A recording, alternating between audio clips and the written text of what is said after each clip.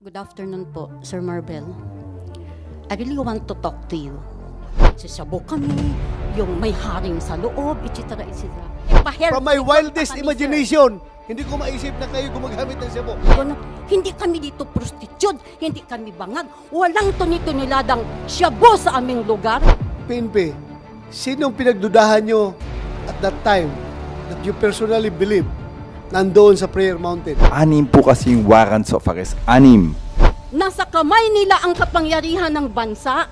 Nasa kamay nila ang kapangyarihan to do what they want. If you want to know who we are and what we are, come live with us libre. Nilusob ninyo kami in a horrible and terroristic way. Busloads and truckloads of men in uniform. Dinistorbo po ng mga kapulisan na para mga barumbado at parang susulo po ng gyera, complete full battle gear po. Kami pong lahat, kasabay mga bata, tumakbo na po kami doon to defend our place. Bakit? Kayo po, Mr. Chair, mga opisyalis, may mga anak po kayo. May mga magulang po kayo. And we have our Kingdom Property Administrator na si Pangulong Rodrigo Duterte. Ni isa sa kanila, hindi man lang po tumawag kay President Duterte. For 4 times, pabalik-balik na po sila dyan. Nagsuserve po ng mga search warrant, mga warrant na yan. Pinapatuloy po namin kasi ayaw po namin ng kaguluhan. Wala po kami mga baril, wala po kami mga armas, hindi po kami mga violente, hindi po kami mga terorista, hindi rin po kami mga kriminal. Aba, maraming salamat po, mahal na tagapangulo. Gusto ko lamang pong linawin kasi lagi pong inuulit ng ating mga bisita na yung tungkol po sa warrant at search warrant, pwede pong pakilinaw. Pakilinaw po ng malinaw na malinaw para po mas maintindihan po ng ating mga kababayan.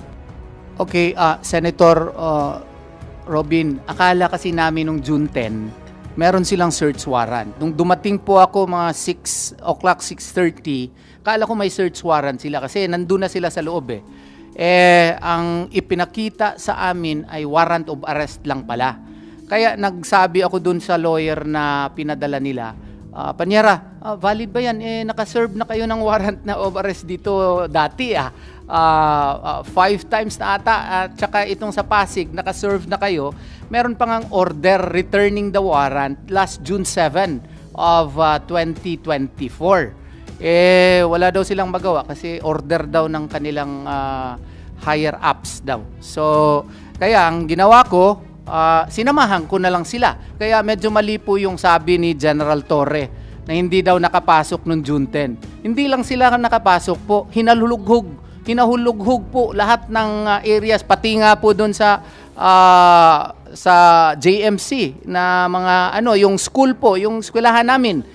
Pati yung ang graduation namin, hindi na lang tinuloy the next days at saka yung isa, maraming mga parents na hindi nakapunta dahil sa takot po. Hanggang ngayon nga po, yung aming law school ay ginawa na lang namin pong online muna. In-explain namin sa mga estudyante. Linawin ko po uli. Opo, ibig niyo pong sabihin, wala po silang naipakitang search warrant, warrant of arrest po ang dala nila, pero pinayagan niyo po silang maghalughog. After po nung nakita po ninyo na meron pong Senator, yung Order po ng dating Pangulo. Yes Nung po. sinabi po ng dating Pangulong natin na si Rodrigo Roa Duterte na hayaan nyo silang makapasok ng matiwasay, Opo. hinayaan nyo na po sila. Yes po, at sinamahan ng mga abogado po natin. Pati po ako later. Sa lahat po yan. Sa lahat po, hinalughog po lahat ng areas po Opo. ng KOJC compound po. Opo, pwede pong pakiliwanag po, ilan po ang hinalughog? Pinayagan yung halughugin? In 4 different locations. KOJC Central in Buhangin, Davao City. Glory Mountain po doon sa Tamayong, Kalinan, Davao City. Prayer Mountain, 3 kilometers away from Glory Mountain. At saka sa Kitbug po, Municipality of Malungon, Sarangani Province. Lahat po yan walang search warrant? Wala po. Warrant of arrest. Ang problema nga namin po, Senator, is it was done simultaneously. Yung rules kasi natin, if you will, yung napag-aralan ko po, kailangan meron kang probable cause na nandun yung tao or he is reasonably believed to be there. Paano siya nandun in 4 different locations? So kaya nga po, medyo nagrereklamo kami kasi yung batas po hindi nasunod. Maraming salamat po. Chairman, pwede po ako magtanong sa Napolcom? Yes, go ahead. Apo, Napolcom, magandang magandang tanghali po. Opo. Tanong ko lang po, para po hindi po magkaroon ng kalituhan. Opo, para mas malinaw po sa ating mga kababayan, para hindi po ito sakyan muli ng mga mahilig maggawa ng fake news. Opo. Linawin po natin, meron po bang sa palagay po ninyo na dahilan talaga na magreklamo ang ating KOGC na hindi po talaga sinunod ng ating mga bayaning pulis yung tinatawag po nating rules of engagement? Sa palagay po nyo, ito po ay nalabag kasi ang sinasabi po ng KOGC, wala naman po silang dalang search warrant kundi warrant of arrest.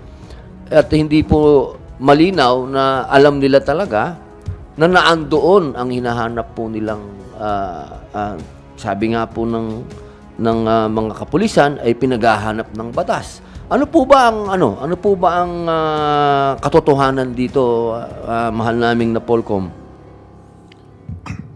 Marami pong salamat, Ginoong Senadora Robin Hood Padilla. Ganon din po sa Ginoong Chair ng committee. Alam po ninyo yung ginawa po ng police doon ay nag-serve ng warrant of arrest. Yung warrant of arrest po magagamit pong hanapin yung taong tinutukoy doon sa warrant of arrest. Sa nakita po namin, hindi lang po isang tao kasi po yung tinutukoy ng warrant of arrest. May mga kasama siya. Kaya pwede pong hanapin yun kung saan man yung ilan mga taong kinauukulan yung nakasaad doon sa warrant of arrest. Ngayon, kung saklaw po ng warrant of arrest yung lugar na kung saan pwedeng ma-serve, pwede pong hanapin yung tao. Hindi po naman hinahanap yung gamit. Ang hinahanap po yung tao. Kaya sa katunayan nga po, nasasaad din sa rules of court, doon po sa service of warrant, pwede po talagang pumasok kung hindi sila papapasukin sa ano. Tinalakay po natin yan nung pinag-usapan yung hearing doon sa pagsaserve ng warrant, doon sa Pande, Bulacan. Dito rin po sa hearing ng Senado, sinabi namin kung merong warrant of arrest, enough na yun na makapasok yung pulis sa loob. Subalit, kailangan lang na may protocol. Sa nakita po ng Napolcom doon sa video footages, lumalabas naman na naka-restrain yung mga pulis nga. Sila yung ni-water cannon, sila yung napagbuhatan ng kamay kasi nga kahit na ating dating Pangulo sinabi nga na pwede talagang makapasok kasi may warrant of arrest. Nangangahulugan po na yung mga kinaukulan din nagkakasundo na talagang pwedeng pumasok sa loob. Kaya lang po siguro napilitan pumasok kasi pinigilan sila. Alam po yun. With the permission of Senator Robin Hood Padilla. So, mabilis ang usapan. PNP, sinong pinagdudahan nyo at that time that you personally believe nandoon sa Prayer Mountain? Sinong nandoon? Because Pastor Kibuloy, kung siya talagang, sabi nyo, hindi lang siya ang target ninyo. Kasi kung siya ang target ninyo, he cannot be omnipresent in all those location that you are searching for him. So, ganito, 5 locations ang simultaneously ni-raid ninyo para ma-serve yung warrant of arrest. Sino ngayon ang hinahanap ninyo doon sa unang-una, yung sa Kingdom of Jesus Christ sa Davao City? Sinong hinahanap doon? Sir, Your Honor, our Chairman, wala po sa akin yung listahan ngayon. But I just want to clarify, 6 po kasi yung warrants of arrest. 6. Hindi lang po si fugitive Kibuloy ang hinahanap natin, but 5 others po na co-accused niya sa non-bailable offense. Kaya nga, I am asking the PNP, I am asking you, kung sinong hinahanap doon, sinong hinahanap dito, sa 1, sa 2, sa 3 na mga areas. Para klaro tayo na hindi kayo fishing expedition because as alleged by Attorney Torion, that is quite an obvious fishing expedition kung itong 5 hinahanap ninyo doon sa 5 lugar din. Dapat klaro ang impormasyon na si Pastor Kibuloy andito, si another suspect andito. Kasi kung it's very hard to explain, no? It's very hard to explain kung bakit simultaneous yung mga lugar na yun na pinasok ninyo kung ang hinahanap ninyo si Pastor Kibuloy lang. As you have said, 6 ang hinahanap ninyo. So I am tend to believe na yung 6 na yun distributed sa 5 location. Kasi they cannot be present in every location. Di ba? That's really true, our chairman, no? Ang sinasabi ko nga doon sa warrants of arrest at pwede silang tumakbo anytime. Ang ano po na natin, they have the same address as na inaano natin, but we have the intel reports that the people are hiding in these places po. And I don't have any reports, wala sa akin yung intel report, but that's confidential reports. Nandito po yung mga 6 na to, dito po nagtatago sila, dito sa mga different locations po. So far, as we speak right now, out of the 6, ilan na accounted ninyo? Sir, isa lang po ang nahuli po natin. Isa Opo, lang? nakakulong po siya sa amin. Hindi po pa siya kasi non-bailable offense po siya. Yung 5 kasama si Pastor Kibuloy at large pa rin? Opo, with a valid warrant of arrest. Valid po siya hanggang ngayon. And just want to make clear, valid po yung warrant of arrest po nila, our chairperson po. Okay, so isa lang ang accounted. All others, wala pa. Wala pa po. They refuse to surrender po. They refuse to surrender. That's what we call them, fugitives of the law. Okay. Mr. Chair, Yes, go ahead. Carlo po. Katiil. Yes, Brother Carlo Katiil. Yes po. Thank you po, go Mr. ahead. Chair. Resident Minister po ng Kingdom of Jesus Christ, Central Headquarters.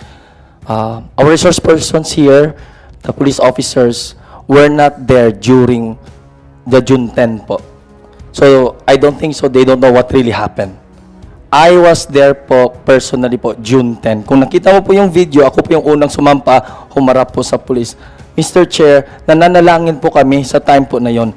Dinistorbo po ng mga kapulisan na para mga barumbado at parang susulo po ng giyera, complete full battle gear po. Kaya po nagtakbuhan po kami doon sa gate. Sabi po ni General Marbil, Mr. Chair, we used women, children as human shield. Akala po namin, Mr. Chair, magaling po yung mga intelligence po ng ating kapulisan at pinag-aralan po nilang mabuti. Natural po, Mr. Chair, nananalangin po kami, whole family nandun po lahat. Nung inakyat po nila, Mr. Chair, ang aming gate, ang aming pong response, kami pong lahat, kasabay yung mga bata, tumakbo na po kami doon to defend our place. Bakit? Nung una po akong sumampa po doon, Mr. Chair, hinanapan ko po sila, ano po ito, para saan po, may dokumento po ba kayo? Pwede nyo bang mahintay ang aming mga lawyers? Hindi po sila nakinig, Mr. Chair. Hindi po talaga sila nakinig. They really pushed themselves na gusto lang pumasok. At kami po, mga inosente, sabi po nila, pwede po daw kaming armasan ni Pastor ng mga baril. May private army po daw kami. Yun ang intelligence report po nila. Po nakita nyo po, wala po kaming kalaban-laban. Mga inosente po, missionary na mga bata, matanda, na until now po ay natutroma. Kayo po, Mr. Chair, mga opisyalis, may mga anak po kayo. May mga magulang po kayo. I do hope hindi po mangyari sa grabe pong trauma. Until now, yung mga bata po, makakita po ng mga police in uniform, men in uniform, sumisigaw po, nanginginig po.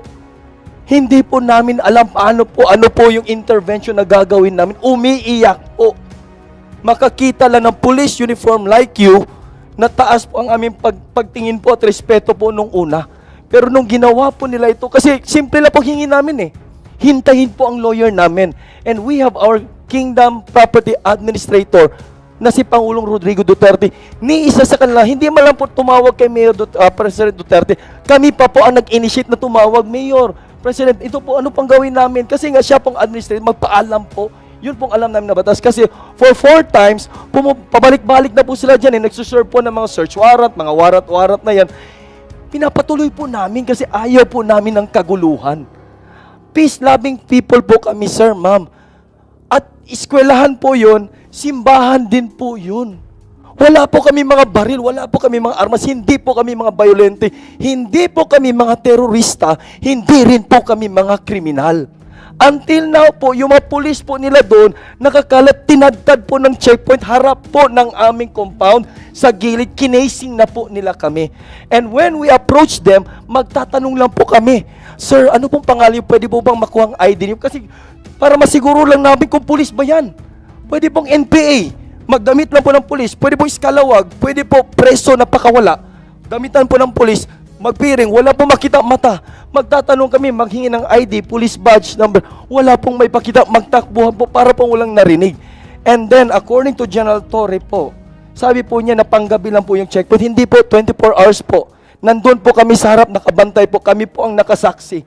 And then, may kakulangan po ba tayo ng pulis? Binagsak po doon sa Davao City, sa harap po mismo ng aming compound. Lahat ng mga pulis. Bakit may Region 10 po doon?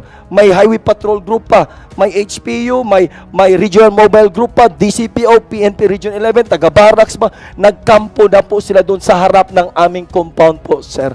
Grabe po ang pag-terrorize at ang trauma po naramdaman po namin, lalo na po ang mga kabataan. Kung may mga anak po kayo at may mga konsensya. Nagsisigaw, parang nababaliw po yung mga bata namin doon, sir. Ano pong gawin po namin doon, sir? May intervention po ba kayong in-offer? Akala po namin na pinag-aralan nyo, napag-aralan nyo ba through your intelligence na simbahan yun, community yun, marami mga pamilya-pamilya doon. Eskwelahan din po yun, sir. Marami po mga estudyante doon. Kaya hanggang ngayon nagbabantay po kami. In disguise po ng police visibility, in disguise po ng pa-checkpoint po ninyo. Hindi po kami mga bobo, sir. Alam po namin kami po ang pakay nila. Tinatanungan, bakit kayo nakatakip ng mukha? What they did po, sir, tinotraumatize, tiniterrorize po nila kami doon na nakatira. For 40 years po, Mr. Chair, nakatira po kami dyan. Past administration po, wala pong ganitong nangyari sa amin. Okay. Wala po. Alam mo, I've been a Davao City Police my whole life bago ako naging chief PNP, bago ako napunta ng Krame. At noon, kapag kami magkakandak ng checkpoint sa highway, alam niyo, ang mga tao magpapalakpakan. Tuwang-tuwa sila na may pulis dyan nagkakandak ng checkpoint. Marami maghatid ng tubig, maghatid ng pagkain, dahil mahal na mahal kami ng taong bayan ng Davao pag nakakandak ng checkpoint. Ngayon ko lang narinig na ang mga Davaoenyo pala ay patititerrorize na pag nakakita ng pulis na nag-checkpoint. So, it saddened me to know. Masakit po sa puso namin, sir, actually, sir. Ganun na pala ang tingin ng... Yes po, sir. Mataas po ang respeto namin, sir. We really supported the police, the men in uniform po. Pero ngayon po, sir, sa ginagawa po nila, sir, para po kami mga terorista, para po kami mga criminal, sir. And we are just living there peacefully po. And then we are just asking simple questions. Karapatan po namin to get their names po. Yeah, Karapatan po namin yan, pero sir. Sana ngayon, we are living in a different circumstance. Very different na circumstances ngayon natin. Kaya ako'y nakiusap sa inyo at saka sa mga membro ng inyong simbahan. Please do not totally detach yourself from the police. Huwag sana kayong totally mawalan ng respeto, mawalan ng trust sa kapulisan natin. Please, ako, nakiusap lang ako. Pareho tayong taga Davao. Ako, masakit sa kalooban ko na yung pulis pala sa Davao hindi na pagkatiwalaan. Well, you know, we build that trust between the police and the community for a very long time. Alam kasi natin yung policing doctrine na the police is the community is the police. Mahal ng police ang kanyang komunidad. Mahal ng komunidad ang kanilang police. Ganyan po ang treatment namin sa Davao noon. Ngayon parang kalaban ng police ang community, kalaban ng community ang police nila. Sana ma-fix natin ito. Nakikinig ngayon dito ang ating RD ng Region 11. please, balik natin yung trust ng taong bayan sa ating kapulisan. There's only, ang ating hinahanap is only 6 na mga suspect. Pastor Kibuloy and 5 others. So sana, in your quest na mahuli itong 5, you do not alienate the whole Davao community from the PNP. Yun lang sana, paintindihan natin taong bayan. Ito lang ang may warrant, ito lang ang aming hinahanap. Masakit man sa kalooban ninyo, pero trabaho namin dito ng pulis na talagang i-implement ang warrant dahil we have to enforce the law without fear and favor. Fair or favor. Yun ang gawin namin. Pero as the way I heard it, the way I observed, na para bang Nick, na ang mga tao ay nagiging anti-police na sa Davao City. It's your job. It's your responsibility na sana, i-maintain mo yan. You reconnect with the community. Yun lang pag-iusap ko because nag-retire ako na police Davao talaga, iba ang feeling ko. Very proud ako sa aking community and my community was very proud of the police. 6 na tao lang itong nahanap natin. Hindi suspect itong buong Davao community. So huwag natin silang kalabanin. Huwag natin silang i-alienate from us. Balik natin. Sir, excuse me po. I will recognize General Marbel after you. Please go ahead. Good afternoon po, Sir Marbel. I really want to talk to you. No. Yeah. No. Just address to this chairman. Okay, Yeah, please Your go ahead. Honor. Yeah, go ahead. I want to talk to you Yeah. for Marbel.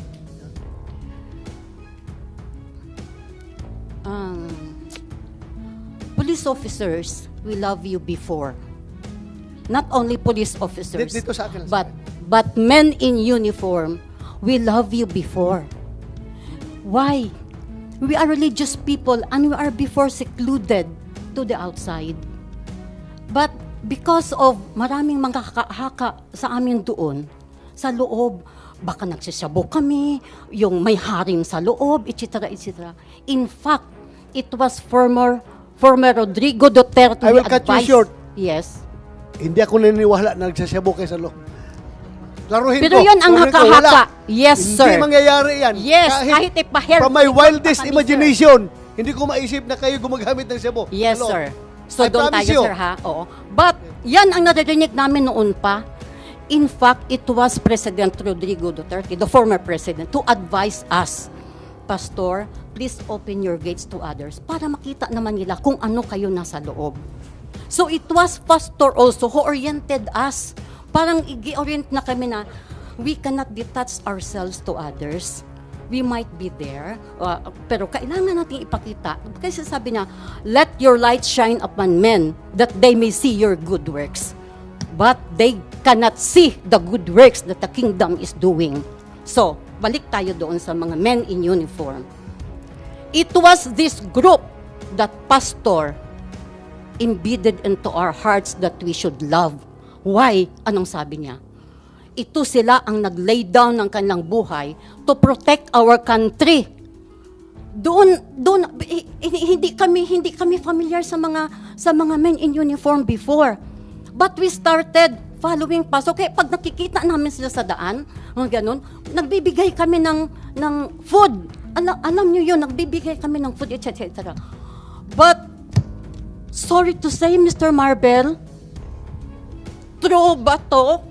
Senator Bato, sorry to say, overnight sinira ninyo yung mga values na ipinunla ni Pastor sa aming mga puso. You said, sana maibalik namin yung, I hope in time because mayroon namang healing time. But this time, we want to be heard. We want to be, gusto naming pakinggan.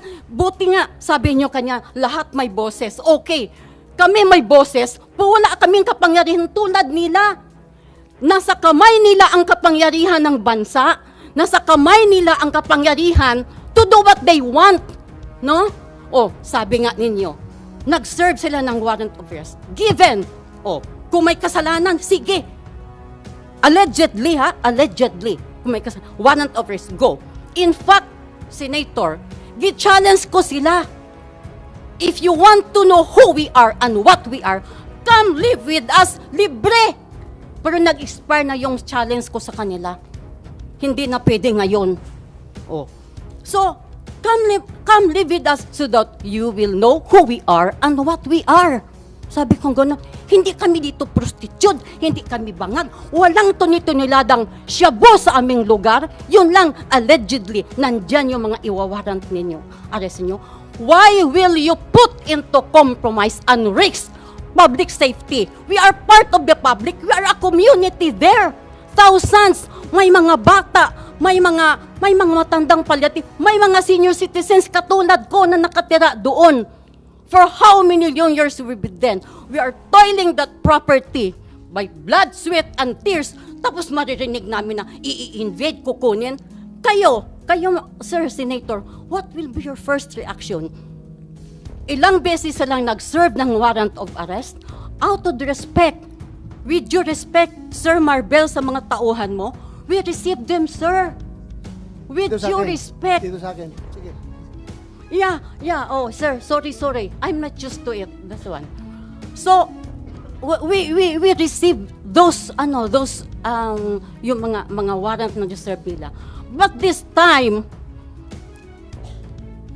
from the words of Sir Abalos, nag-serve lang naman kami ng warrant of arrest. Parang kami pang may kasalanan. Ang batas ay batas. Ang may kasalanan mananagot. Correct. Ang batas ay batas. Ang may kasalanan mananagot. Doon kami. Oh. Pero, iko-contest ko yung sinabi niya, nag-serve lang kami ng warrant of. Hindi kayo nag-serve lang ng warrant of arrest. Nilusob ninyo kami in a horrible and terroristic way. Busloads and truckloads of men in uniform. Madaling araw, tulog pa ang iba, kagigising namin. Sige kayo mga kagbawan, ikaw sir, lulusubin ka ng what will be your first reaction? Aba, ibibit-bit kami ng Biblia, tapos, oy, sabi sa Word of God, ganon? No! Kayo, may mga pamilya kayo, what will be your first reaction? Of course, we need to defend. Tapos sasabihin pa na, ginawa naming shield ang men at mga bata doon. It's not, we are shielding our property. We're just executing our rights to defend our property. Tapos, ganun pala. In fact, sabi ko sana, mayroon kayong proper na na document. O sige, may search warrant kayo. Sige, pati septic tank namin, i-open namin sa inyo. Silipin ninyo lahat, i-guide namin kayo. Saan niyo gustong pumunta? Sir, sabi mo na, time will, ibalik ang respeto sa kanila. Doon kami, nandun pa rin sa kaibuturan ng puso namin. Nandun pa rin ang respeto. But, ang hurt at ang hurt na inflict ninyo, tuwing nakikita namin ang mga bata namin, in fact, ngayon, Senator, nag-organize kami ng psychometrician. Kasi yung mga bata, makarinig lang ng mga wangwang ng mga pulis, manginginig. Even I, sa katandaan ko ito, pag marinig ko ang kanilang wangwang, I cannot explain my feeling. I want to hate, pero hindi pwedeng i-hate. Yan, ang mga nanay namin, gusto namin ilabas dalhin sa doktor. Ayaw, kasi may mga pulis sa labas. Noon, pag makita namin ang pulis, tama ang sinabi mo, we are happy. We feel secure. You people, we feel secure because you are there. No? You are there sa kalye, nagbabantay sa amin. But now we don't feel secure. Nandun sa vicinity, yung iba sa kadamuhan, tapos may mga drone doon na nagsisiliparan. Kahit sa bundok, sir, mayroong drone. Mayroon pa doong mga foreigner, itim, puti, nagpapalipad ng drone. So, what are we now? A divided nation? A divided Filipino citizen? Kung we feel insecure and threatened. Para pala kayong Marawi Siege doon, may mga puti Yes, na parang ganon. mga foreigner na kasali sa operasyon. Mayroon. Ha? Oh. Pumupunta doon. in the guise of, meron pa sir, yung kino-question ng mga intel ninyo doon sa amin, nasaan ang kuweba, nasaan ang tunnel. Pati kami, anong tunnel, anong kuweba? Kung tunnel ang hinahanap nila sa Diwalwal, marami doon, Senator, wala doon sa amin. Thank you, ma'am. Thank you very much. Thank you for that. Our chairperson. Yeah, Our you may chairperson. respond. Can I be allowed Chief PNP. to for a police? I have something, but I can may be allowed that I should leave the. But Yeah, can go I ahead. read a simple message? Go ahead. Continue. Una sir, nagpapasalamat po ako dun sa inyo at dito sa ating committee, and of course dun sa tao natin nagpakita po ng video. It only showed that we not more than maximum tolerance ang pinakita nyo pong pulis kahit nabasahin na masaktan. Talagang we followed po. We have yung mga body cams na meron po kami, and sabi ko nga dito sa Directorate for Operations na ipakita natin body cams if we really violated any human rights. But what we saw right now, talagang that's a human rights sa mga pulis natin na nasasaktan yung binasa natin. And that's against yung rules 113 ng Section 11. No? But I've already, si Vice Chairman Bernardo also already spoke regarding this. With regard po dun sa valid warrants of arrest, so make sure na valid po yung warrants of arrest na to up to now. No? You have 3 months na dapat na motion to quash, not against us, but dun sa RTC branch 159 ng Pasig City. No? And it was filed not other people but your own people from KOJC who filed a case against fugitive Kibuloy. Second, sir, yung second, we have already a case against the ombudsman, and we will be answering that in the proper forum po. All the violations na sinabi po nito, it's already filed in the ombudsman, and sabi ko nga, we will make a proper forum po, but we will answer it. And second, sir, and this is the last, and I assure, as a Chief PNP, that we will assure you na isurrender nyo lang po si Apollo Kibuloy, 100%, and 4 others, nandito po kami, and you will see na we follow the rules, human rights. Dito lang po kayo makita na we follow po ang human rights. We assure you po.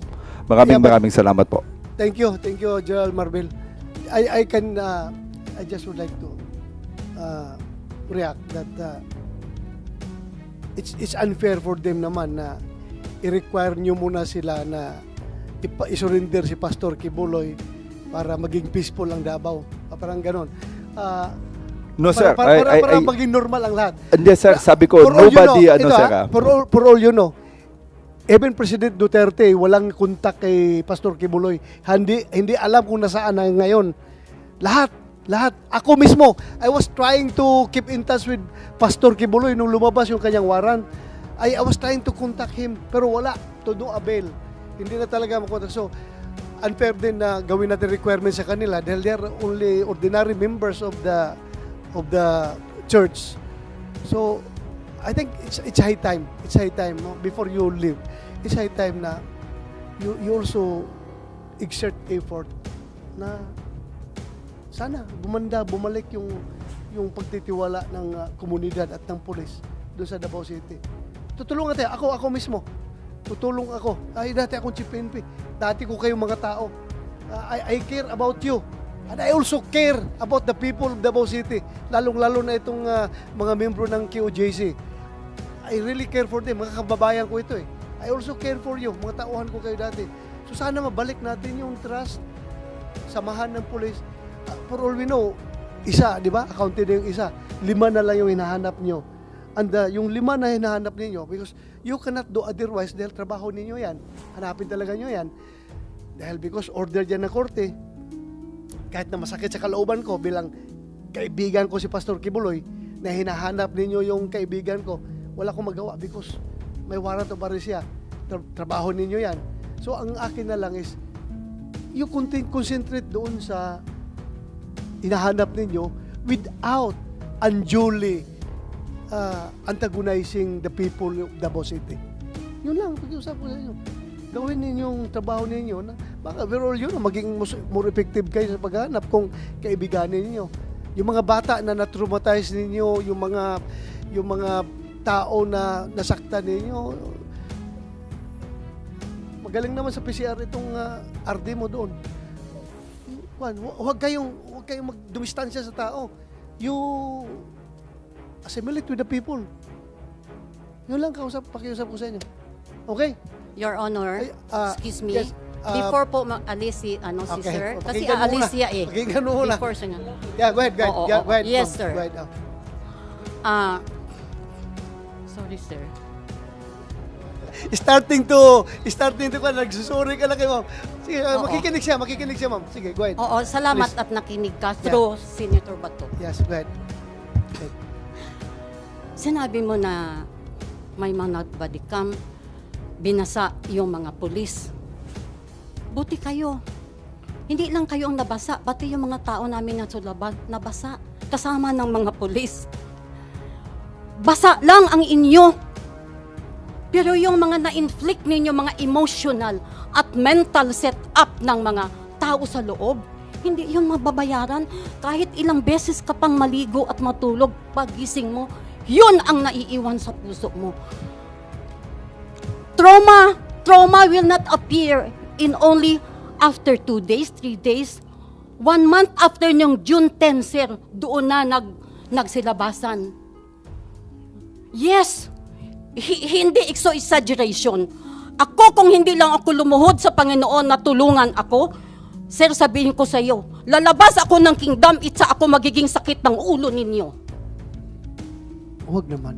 Ako rin makiusap sa iyo. No. Yes, pero sa iyo ako unang susurrender pag ginawa ko yun. Pero may dadalhin akong 10 officer mo. Thank you, ma'am. Thank you. Oh, ito ha, halantaran ito. Ito ang laman ng aking puso. Kasi buti ako, matanda na ako, malapit na ako mag-70, ma-balance ko. Pero how about their kids? Ha?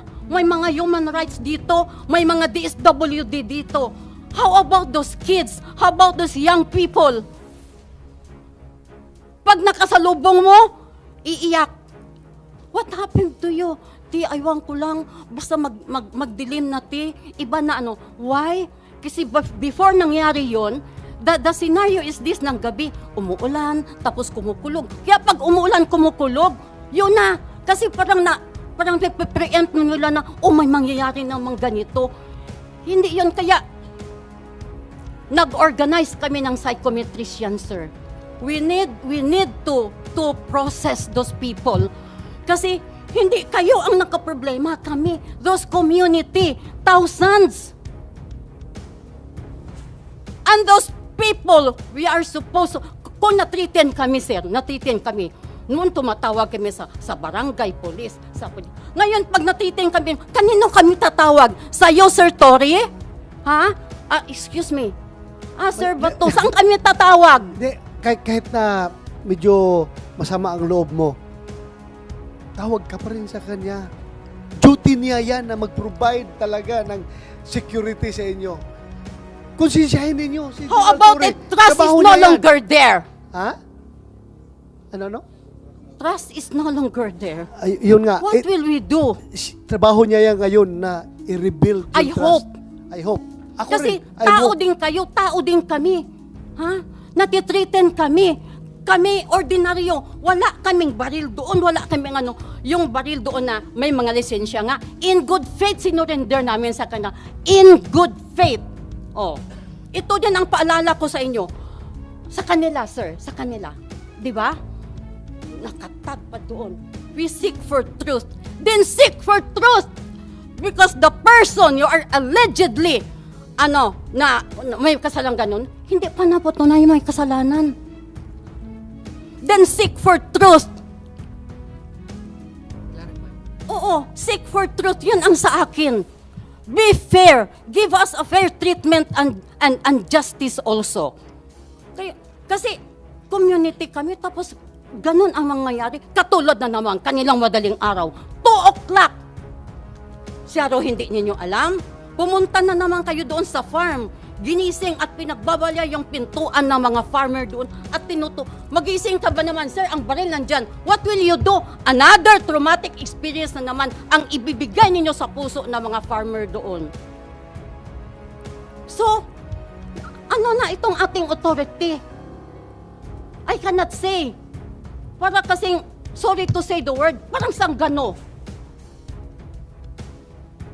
Okay, thank you. Tapos, you will tell us, give them due respect. I think it's not us only. Let them give due respect also because we're innocent. I We are am, part of the public. Ano? I am also telling them to do their share. Maningkamot sila na babalik yung respeto ng komunidad sa kanila, sa mga polis. So yan ang aking ibig sabihin doon. Chair, Yes, just to put in proper perspective po Yeah, sa go ahead. sinabi ni General Marbil, ang problema lang kasi dito, sir, hindi na follow yung rules of engagement. Ilang beses na kasi sila nag-serve ng warrant of arrest. I remember yung NBI nga nag-serve noon. Pinapasok namin, sir. In-entertain namin. Dito kasi sa June 10, I think alam naman ng PNP, maraming matatalino naman sila. Before sana sila pumunta doon or kung kailangan na sikreto, at least ang warrant of arrest kasi tao ang hinahanap. At saka kung nasa building siya, hindi po pwede na pasukin mo agad ang building. Magpaalam ka muna dun sa may-ari ng building. Kilala naman nila kung sino administrator. Nung nandun na sana sila, tinawagan nila si PRRD. 3 a.m., gising pa si PRRD mga ganong oras. Nung pumunta sila, 3:15, the videos cannot lie. The footages cannot lie. 3:51 a.m., diretso sila kaagad, lagay ng ladder. Tapos pumasok na kaagad without complying with Rule 113 Section 11. Aba, mali yun. Kung mali yun, may karapatan yung mga miyembro na pigilan sila, especially dito sa information na meron pang criminal forfeiture order na hindi namin maintindihan, na hindi ko na lang i-explain yun. So, yun lang po ang sa amin. At saka, 4 different locations po sila, sir. In each location, hinahanap nila si pastor. Doon nga lang sa Kitbug, 3 areas yun. Buyo-Buyo, Biangan, Kitbug Compound. Sa 3 mga areas, mga 22 ata kabahay, pinasok nila. Ni hindi man lang, diretso na sipa. Ni hindi man lang sila nagpaalam. Alas 4 ng umaga, mga bilaan yun. Anong mangyayari? Yung isa, namatay pagka kinabukasan dahil na heart attack. Siyempre, so, hindi naman siguro nila sabihin na doon sa more than 20 houses na pinasok nila, nandun si pastor. Doon sa Glory Mountain din, ang hinahanap nila si pastor. Sa Prayer Mountain, ang hinahanap nila si pastor. Sa KOJC Central, ang hinahanap nila si pastor. So therefore, they could not give that to us, that there is reasonable ground to believe that they are arresting, they want to arrest Pastor Apollo Kibuloy in 4 different locations, and in 1 location, there are even 3 different locations likewise. Yun nga lang, yung operational procedure po dito, hindi talaga na-follow. Yun po. thank you, Attorney. Chairman, Yep. can I just want to make it clear kasi it will be a different kung ito susundin po namin, kung ito gagawin. Wala na po kami mahuli na warrants of arrest sa mga tao natin. And this is a jurisprudence po ng People of the Philippines versus Wang Shen, Wow, and Georgie Lee, JR number 1390301, 29 September 2004. And just want to make it clear. Kasi iba kasi baka maging natin, wala na kami mahuling pulis. Wala na po kami mahuling mga kriminal kung i-announce namin sa publiko na huling ka namin. Yun nga lang, yung operational procedure po dito, hindi talaga na-follow. Yun po. Thank you, Attorney. Chairman, Yep. can I just want to make it clear kasi it will be a different kung ito susundin po namin, kung ito gagawin. Wala na po kami mahuli na warrants of arrest sa mga tao natin. And this is a jurisprudence po ng People of the Philippines versus Wang Shen, Wow, and Georgie Lee, JR number 1390301, 29 September 2004. And just want to make it clear. Kasi iba kasi baka maging natin, wala na kami mahuling pulis. Wala na po kami mahuling mga kriminal kung i-announce namin sa publiko na huling ka namin. But based dun sa ito po yung jurisprudence na yun, unannounced intrusion in the premises is permissible when, letter A party whose premises or is entitled to the possession thereof refuses upon demand to open it. When such person, letter B, when such person in premises already knew of the identity of the officers and of their authority and persons, letter C, when the officers are justified in the honest belief that there is an imminent peril to life or limb. And D, when those in the premises aware of the presence of someone outside, because of example, there has been a knock at the door, are then engaged in activity which justify the officers to believe that an escape or destruction of evidence is being attempted. Suspects have no constitutional right to destroy evidence or dispose of evidence. However, the exceptions above are not exclusive or conclusive. At times, without the benefit of hindsight and orderly on the spur of the moment, the officer must decide whether or not to make an unannounced intrusion into the premises. Although search and seizure of a dwelling may be constitutionally defective, if the police officer's entry was without prior announcement, law enforcers' interests may also establish the reasonableness of an announced entry. Indeed, there is no formula for the determination of reasonableness. Each case is to be decided on its own facts and circumstances. In determining the lawfulness of an unallowed entry and existence of probable cause, the courts are concerned only with what the officer had the reason to believe in the time of the entry. Yun po. Sir, Thank you, General Marvel.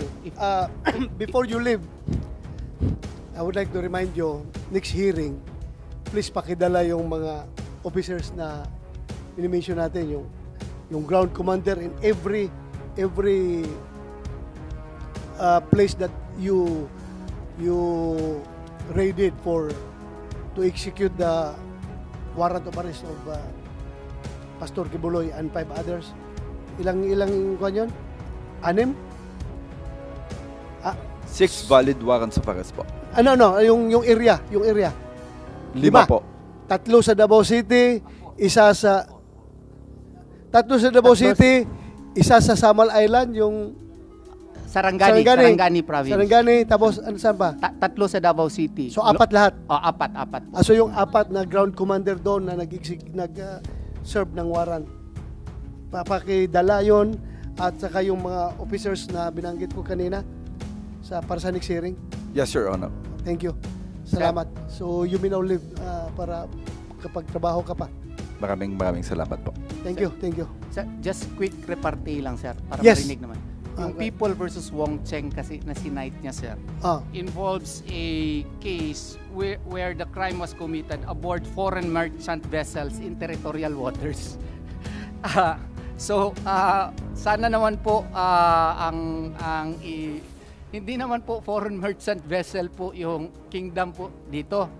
They are established buildings, and we know for a fact that they have already conducted casing operations prior to the service of warrants. Yung rule po kasi kung fixed building, pwede mo lang siya pasukin. Kung nakita mo na yung accused at pumasok siya doon, pwede mo siyang diretsuhin. Oo. Pero yung fixed building na alam na nila 40 years na po yung building na yan. Oo. At saka alam nila na si Presidente Duterte po ang administrator doon. Nung nandun na sila, edi tinawagan nila si Presidente, Sir, we have reasons to believe that Pastor Apollo Kibuloy is inside. Can we be given permission that to enter? Yun nga ang ginawa ng NBI noon in the past. Nagpaalam sila sa amin, no problem, sige, pasok kayo. Sinerve nila yung warrant sa amin. Dito kasi wala diretso sila kaagad. Naka full battle gear. Parang mga terorista kami, may mga snipers pa. They were ready to attack, not to serve a warrant. Yun lang talaga ang nangyari doon. Hindi yun service of warrant. It was really a police harassment operation to scare us. Thank you, Attorney. Attorney Richard Palpalatok, Chairperson of Commission on Human Rights. Thank you for coming. At least you see the importance of this hearing. At least ikaw talaga, the chairperson, ay pumunta dito. I would like to commend you for that. Maraming salamat, Attorney. But anyway, I just would like to cite you. Narinig mo yung mga testimonya ng mga taga-Kingdom of Jesus Christ, saka yung sa PNP. Now, mayroon na ba kayong ginawang investigation in this regard? Yes, Your Honor. Yung aming pong regional office number 11 already conducted an investigation. It's still ongoing, Your Honor. And I think the most recent is that there is a request sa KOJC and the PNP to submit documents in relation to the investigation being conducted by the region. Thank you for that. Thank you for that. Kasi I just would like to inform, no? Hindi pa ikaw ang chairperson ng CHR nito, but in June 2022, the Commission on Human Rights described the service of a warrant of arrest against an elderly environmental activist in Paquil, Laguna, carried out by 25 members of the PNP SAP as one conducted with excessive force that was unjustified and unnecessary, that led to the degradation and psychological harm. Kagaya sa nangyari sa mga bata doon, psychological harm. Dagdagan ko pa, in Committee Report number 46 of the Senate Committee on Public Order and Dangerous Drugs, dated March 17, 2017. Hindi pa akong chairman nito, hindi pa ako senador nito. The committee described the service of a search warrant by a team of 18 CIDG personnel that was augmented by 6 members of the Regional Maritime Unit as a use of overwhelming force. So, ito nga, 25 lang ginamit sa Paquil, Laguna. Ito, 18 lang ginamit. Excessive force na daw yun, sabi ng Human Rights. Ito, nakita mo naman, batalyon yung ginagamit, isang batalyon ng police. So, we need your investigation on this matter, kung ano talaga ito. Dahil nga, it led to, narinig mo, may 2 namatay because of inatake sa puso, at may mga bata hanggang ngayon psychologically disturbed because of that stressful incident. Kasi kung hindi kayo magbigay ng result ng investigation dito, baka mamaya sabihin na naman ng mga tao na itong human rights mabilis lang mag-action kapag ang naagrabyado ay yung mga makakaliwa. Ito ngayon naagrabyado, hindi ito makakaliwa, pero kalaban ng mga kaliwa ito. Itong Kingdom of Jesus Christ, talagang tumayo ito with the government against the CPP, NPA, NDF. Talagang kasama natin ito sila, itong mga Kingdom of Jesus Christ, Pastor Kibuloy, lumalaban talaga ito sa NPA. Talagang nagsumikap ito na mawala ang NPA sa Mindanao. At ngayon, sila ngayon na agrabyado. Sana we need your side also to give kahit na opinion man lang on this matter, dahil yung 2022 nga, yung sabi ko, aktivista ay kinundi na kaagad as excessive use of force. Kasi yung mga kaliwa, ito ngayon, kalaban ng kaliwa ito sila. Sana pantay-pantay yung pagtingin natin sa ating mga kababayan. Okay, Chairman? Bagamat hindi ho ako makakapagbigay ng konklusyon sa ngayon, sapagkat itong eventually po ay aakyat ho sa aming komisyon yan, at nag-isa lang po ako sa magdidesisyon yan sa 5 members of the commission. 4 sa ngayon. By the way, I don't want to influence your the result of your investigation. I am just sharing my thoughts to you. Naintindihan po namin I don't yun. intend to influence your investigation. Go ahead. Naintindihan po namin, Mr. Chair, kung kaya't hindi ho ako makakapagbigay ng konklusyon. Bagamat makakasa po kayo na ang komisyon po ay tutugon sa inyong panawagan, at sa katunayan, kahit wala ho itong notice ninyo for CHR to participate, ay tumugon na agad ang komisyon. Salamat. Thank you. Opo.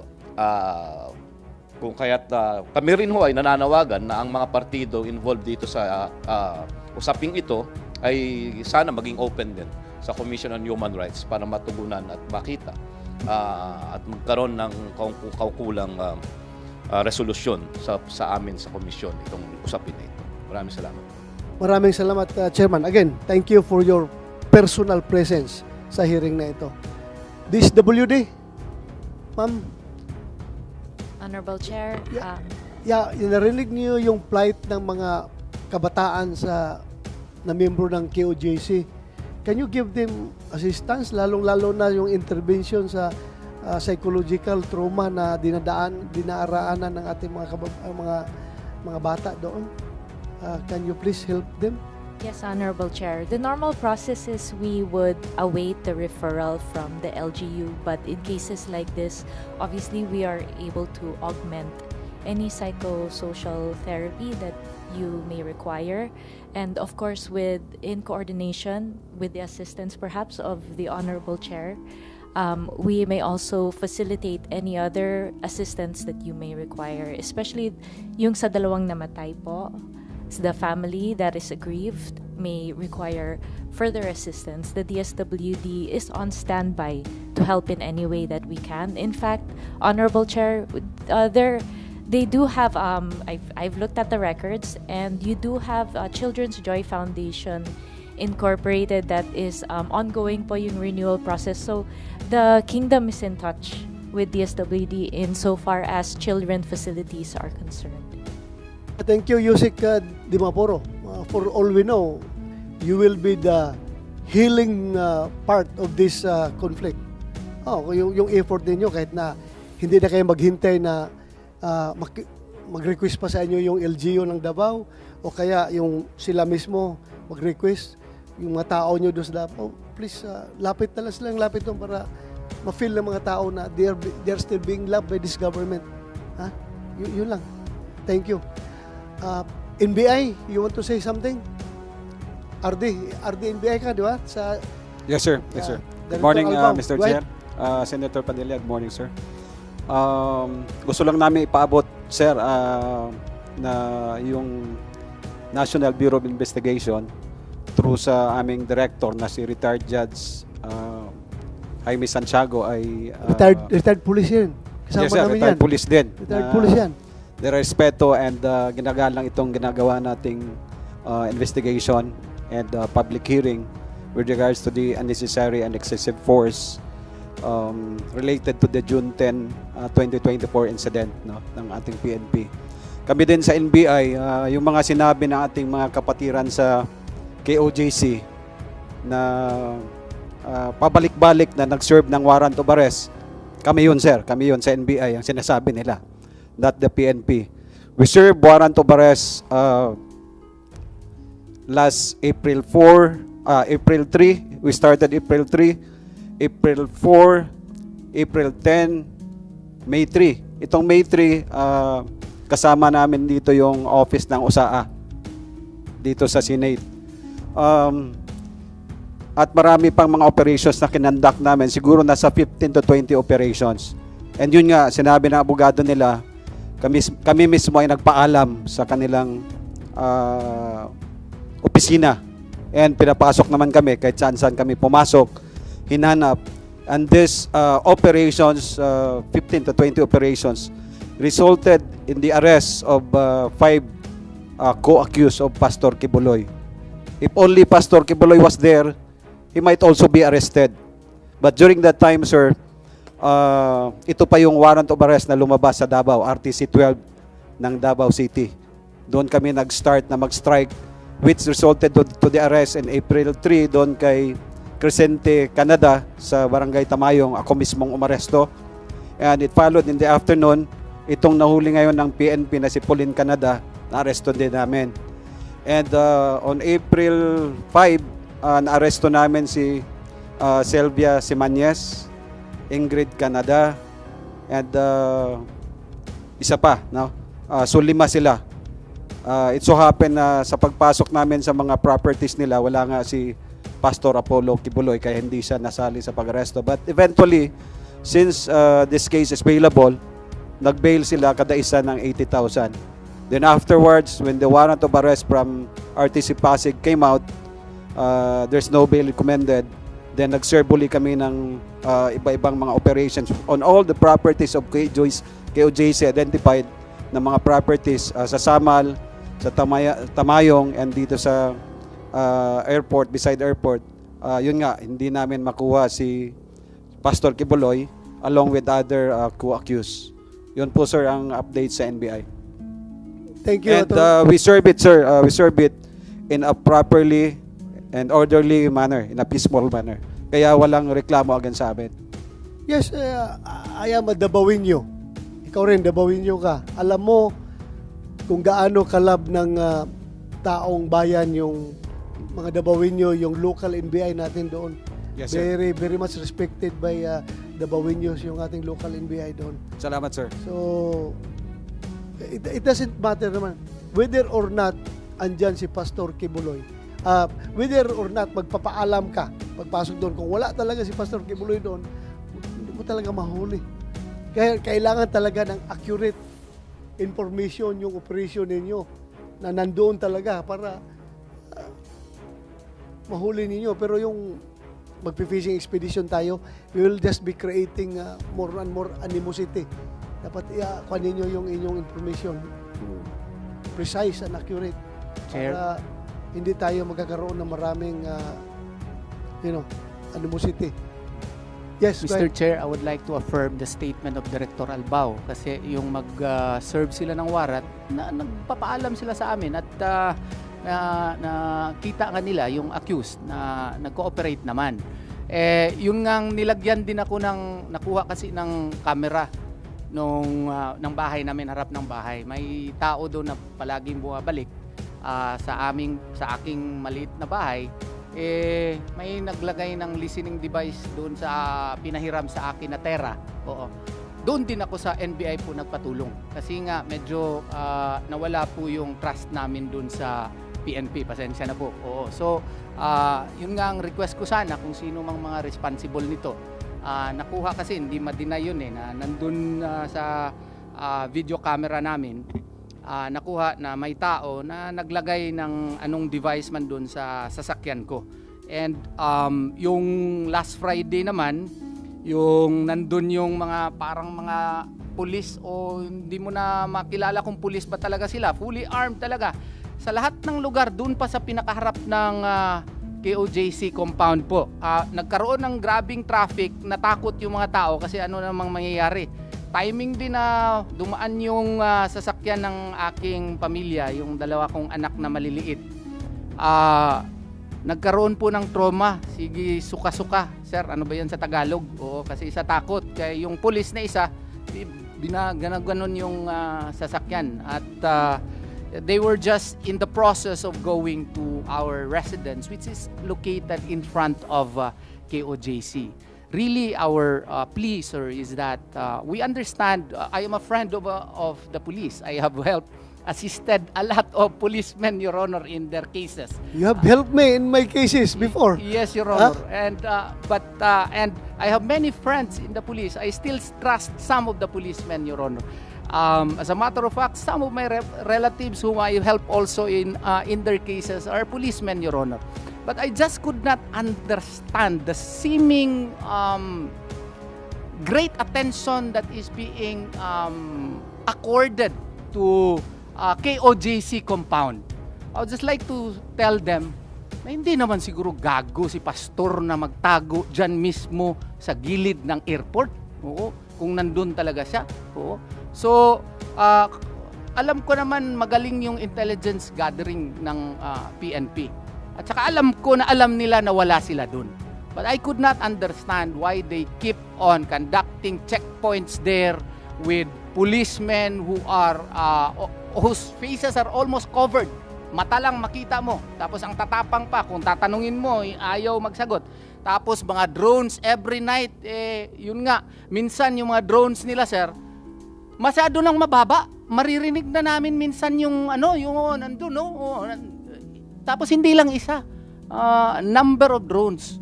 So, I know that they are performing their job, but I do hope and pray that they should be professional enough na hindi naman ganito ka harassing and invading into our privacy po. Imagine ko lang yung mga bata doon sa loob pag makakita na naman ng drone na ang lipad-lipad doon sa loob, ang trauma. Sana kung sino yung nagpapalipad ng drone doon, boss-bossan naman nila yung frequency para... alam mo kung ako yan, you call me whatever you want to call me. Pag may papasok na drone doon sa aking area, talagang babarilin ko talaga.